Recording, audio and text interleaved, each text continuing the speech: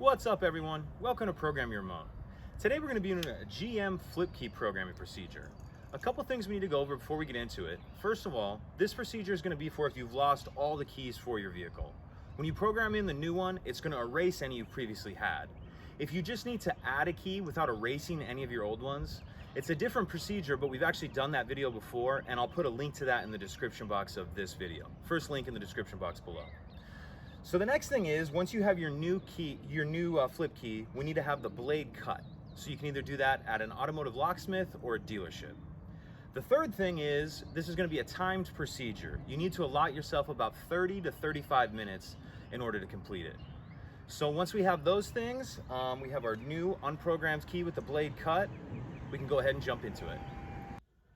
Okay, so now we're ready to get started. We have our new unprogrammed key, and then I have a phone here that I'm going to use to time myself.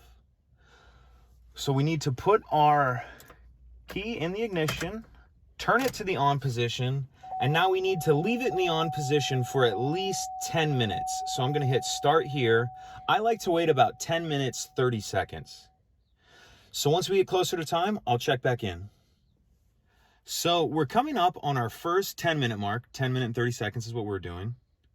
So as you can see here, we hit our 10 minutes, 30 seconds. So now we're going to take the ignition and turn it to off, turn it back to on, and we're going to reset our timer. We're going to do the same thing. We're going to leave it in the on position for 10 minutes, 30 seconds. So I'll check back in when we get close to time again. So now we're reaching our 10-minute, 30-second mark for the second time. As you can see here, we just hit it.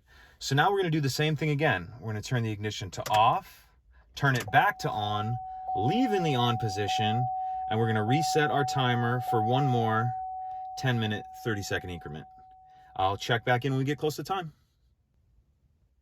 So now we're coming up on our 10-minute, 30-second mark for the third and final time. We just hit it here. So now what we want to do is take our ignition and turn it to off, turn it back to on, and now we can turn it off and remove it. So now this should be programmed. Let's go ahead and test to start.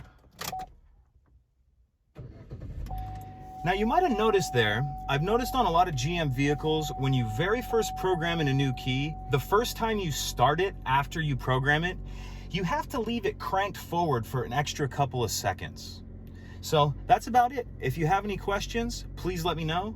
If you could take a second to like and subscribe, it helps us out and I'd appreciate it.